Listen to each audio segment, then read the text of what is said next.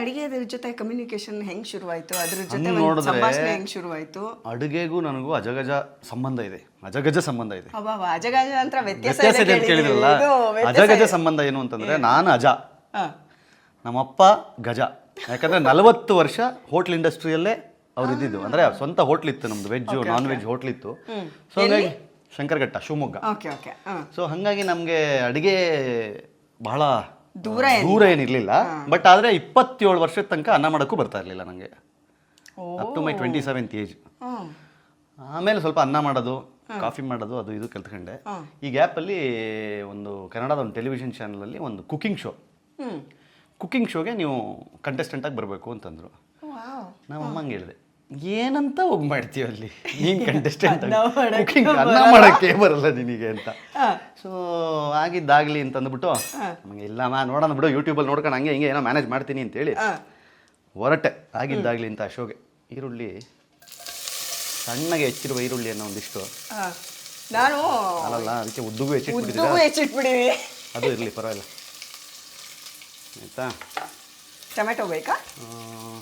ಸ್ವಲ್ಪ ಯಾವಾಗಲೂ ಈರುಳ್ಳಿ ಹಾಕೊಂಡಾಗ ಗೋಲ್ಡನ್ ಫ್ರೈ ಆಗಬೇಕು ಅಂದರೆ ಹಿಡಿ ಉಪ್ಪು ಹಾಕೊಂಡ್ಬಿಟ್ರೆ ಸ್ವಲ್ಪ ಗೋಲ್ಡನ್ ಫ್ರೈ ಬೇಗ. ಹೆಣ್ಮಕ್ಳು ನಾಚ್ಕೊಬೇಕು ಗುರು, ಅಷ್ಟು ಚೆನ್ನಾಗೆ ಹಿಂಗೆ ಹಿಂಗೆ. ಓಕೆ, ಆಯಿತು ಅಂತ ಆ ಶೋಗೆ ಹೋದೆ. ಶೋ ಅಲ್ಲಿ ಯೂಟ್ಯೂಬಲ್ಲಿ ನೋಡೋದು, ಅಡುಗೆ ಮಾಡೋದು, ಯೂಟ್ಯೂಬಲ್ಲಿ ನೋಡೋದು, ಅಡುಗೆ ಮಾಡೋದು. ಒಂದು ಹಂತಕ್ಕೆ ಯಾವ ಲೆವೆಲಲ್ಲಿ ಯೂಟ್ಯೂಬ್ ಅಡುಗೆ. ಅವಾಗ ನಮ್ಮ ಅಕ್ಕ ಒಬ್ಬರಿದ್ರು, ಅವರು ನನಗೆ ಫೋನ್ ಮಾಡಿ ಹೇಳೋರು, ಇದು ಮಾಡು, ಹಿಂಗಾಕು ಹಂಗಾಕು ಎಲ್ಲ. ಒಂದು ಹಂತಕ್ಕೆ ಮಾಡಿ ಆ ಶೋ ರನ್ನರ್ ಅಪ್ ನಾನು. ಅಯ್ಯೋ, ಅನ್ನ ಮಾಡೋಕ್ಕೂ ಬರ್ದೇ ಇದ್ದವರು ಶೋ ರನ್ನರ್ ಅಪ್ ಆದ್ರು ಕೊನೆಗೆ. ಸೊ ಅಲ್ಲಿಂದ ಯೂಟ್ಯೂಬ್ ಅದೇ ಸ್ನೇಹಕ್ಕ ಅಂತ ಒಬ್ಬರಿದ್ರು, ಅವರು ಇಬ್ರಿಗೂ. ಅಲ್ಲಿಂದ ಅಡುಗೆನ ಹಾಬಿ ಮಾಡ್ಕೊಂಡೆ. ಅಲ್ಲಿ ನಿಮ್ಗೊಂದು ಲವ್ ಆಯ್ತು ಅಡುಗೆ ಬಗ್ಗೆ. ಆಮೇಲೆ ಅದೇನಾಗೋಯ್ತು, ನನ್ನ ಮಗ ಅತ್ಯಂತ ದೊಡ್ಡ ಆಹಾರ ಪ್ರಿಯ, ಅದ್ಭುತ ಆಹಾರ ಪ್ರಿಯ.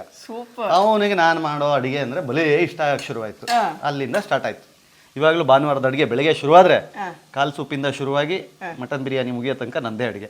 ಅಯ್ಯೋ, ಅವನು ನಾನ್ ವೆಜ್ ಪ್ರಿಯ ಹಂಗಾದ್ರೆ ಭಯಂಕರ. ಸೊ ಹಂಗಾಗಿ ಅಲ್ಲಿಂದ ಅಡುಗೆ. ಇವಾಗ ನಮ್ಮಮ್ಮಂಗೂ ನನ್ನ ಅಡುಗೆ ಇಷ್ಟ, ನಮ್ಮಪ್ಪಂಗೂ ಇಷ್ಟ, ನನ್ನ ಮಗನಿಗೂ ಇಷ್ಟ. ಆ ರಿಯಾಲಿಟಿ ಶೋನವ್ರಿಗೆ ಒಂದು ದೊಡ್ಡ ನಮಸ್ಕಾರ. ಎಂತ ಒಳ್ಳೆ ನಳ ಮಹಾರಾಜನ ಹುಟ್ಟು ಹಾಕಿರೋಂಥ ಶೋ ಅದು. ಯಾಕ ನಳ ಮಹಾರಾಜಂಗೆ ಅಷ್ಟು ಅವಮಾನ ಮಾಡ್ತೀರಿ ಹೇಳಿ. ಪಾಪ ಅವರೆಲ್ಲಾದ್ರೂ ಇದ್ದಿದ್ರೆ ಇವತ್ತು ನೇಣು ಹಾಕೊಂಡ್ಬಿಟ್ರು. ಹಂಗೆ ಕತೆ. ಒಟ್ಟಲ್ಲಿ ಊಟಕ್ಕೆ ಸರಿಯಾಗಿ ಬಂದ್ರಲ್ಲ ಅಟ್ಲೀಸ್ಟ್. ಇಲ್ಲಾಂದ್ರೆ ಕಾದು ನಾವ್ ಏನಾಗ್ಬೇಕು, ಮಧ್ಯಾಹ್ನ ಊಟ ಇರ್ತಿರ್ಲಿಲ್ಲ. ಆರಾಮಾಗಿ ಕೆಲವೊಂದನ್ನ ರುಚಿಕರವಾಗಿ ತಿನ್ಬೇಕು ಅಂತಂದ್ರೆ ಕಾಯ್ಬೇಕಾಗುತ್ತೆ. ಕಾಣ್ತಾ ಇದೆ ನೋಡಪ್ಪ ಕ್ಯಾಮ್ರಾದಲ್ಲಿ ಒಂಚೂರು ಗೋಲ್ಡನ್ ಫ್ರೈ ಆಗ್ತಾ ಇದೆಯಲ್ಲ ಒಂದು ಹಂತಕ್ಕೆ. ಇವಾಗ ನಾವು ಆಲ್ರೆಡಿ ರುಬ್ಬಿಕೊಂಡಿರುವಂತಹ ಪುದೀನ, ಕೊತ್ತಂಬರಿ ಸೊಪ್ಪು ಮತ್ತು ಮೆಣಸಿನಕಾಯಿಯನ್ನ ಇದರೊಳಗೆ ಮಿಶ್ರಣವನ್ನು ಮಾಡಬೇಕು. ಡೈರೆಕ್ಟ್ ಹಂಗೆ ಹಾಕ್ಬಿಡಿ. ಹಾಕಿ ಕ್ಯಾಮ್ರಾಗೆ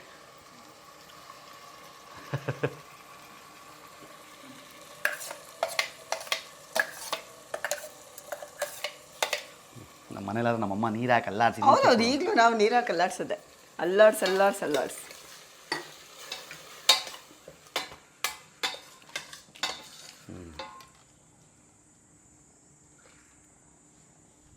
ಆಯಿತಾ.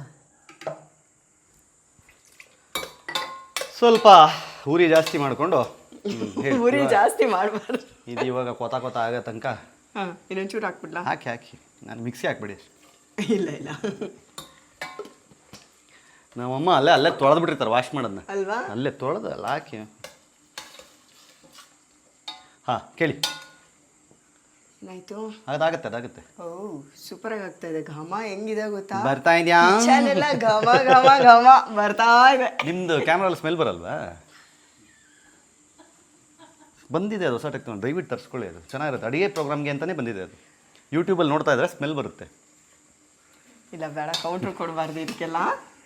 ಸುಮ್ಮನೆ ಆಮೇಲೆ ವಿಶ್ವವಾಣಿ ಜನ ನಮ್ಮನ್ನೇನೋ ಒಂದು ಸ್ವಲ್ಪ ಗೌರವದಿಂದ ಕಾಣಿಸ್ತಿದ್ದಾರೆ, ಆಮೇಲೆ ಕಷ್ಟ. ಓಕೆ, ಇದೀಗ ನೀರು ಹೋಗೋಷ್ಟು ಸ್ವಲ್ಪ ಎಣ್ಣೆ ಕುದಿ ಬರ್ಬೇಕಾ? ಕುದಿ ಬರಲಿ, ಅಂತ ಕುದ್ದು ಎಣ್ಣೆ ಬಿಟ್ಕೊಬೇಕಾ? ಲೈಟಾಗಿ ಬಿಡುತ್ತೆ. ಅಂದರೆ ಎಣ್ಣೆ ತುಂಬ ಜಾಸ್ತಿ ಏನು ಹಾಕಿಲ್ಲ ನಾವು. ಓಕೆ, ಬಟ್ ಅದು ಹಸಿ ವಾಸನೆ ಹೋಗಲಿ ಅಂತ ಅಷ್ಟೇ. ಸರಿ. ಯಾಕೆ ಸ್ವಲ್ಪ ಕುದಿಸ್ಕೊಳ್ಳೋದು, ಹಸಿ ವಾಸನೆ ಬರಬಾರ್ದು ತಿನ್ಬೇಕಾದ್ರೆ ಅಂತ ಅಷ್ಟೇ. ಓಕೆ, ಇವಾಗ ತಮ್ಮ ಸಿಗ್ನೇಚರ್ ಫುಡ್ ಯಾವುದು? ನಾನ್ ವೆಜ್ಜಲ್ಲಿ ಒಂದು ಹೇಳಿ, ವೆಜ್ಜಲ್ಲಿ ಒಂದು ಹೇಳಿ. ವೆಜ್ಜಲ್ಲಿ ಉಪ್ಪಿಟ್ಟು, ಅಯ್ಯೋ ಹಂಗೆ ಹೇಳಿದ್ರೆ ಅದನ್ನೇ ಮಾಡಿಸ್ಬೋದಿತ್ತಲ್ಲ. ಅದ್ಭುತವಾದ ಉಪ್ಪಿಟ್ಟು ಚಟ್ನಿ ನಿನ್ಗೆ ಮಾಡ್ತೀನಿ. ನಿಜವಾಗ್ಲೂ ಹೇಳ್ತೀನಿ, ಅದು ಆ ಅಡುಗೆ ತಿಂಡಿಗಳಲ್ಲಿ ಉಪ್ಪಿಟ್ಟಿನಷ್ಟು ರುಚಿಯಾದ ಅಡುಗೆ ಯಾವುದೂ ಇಲ್ಲ.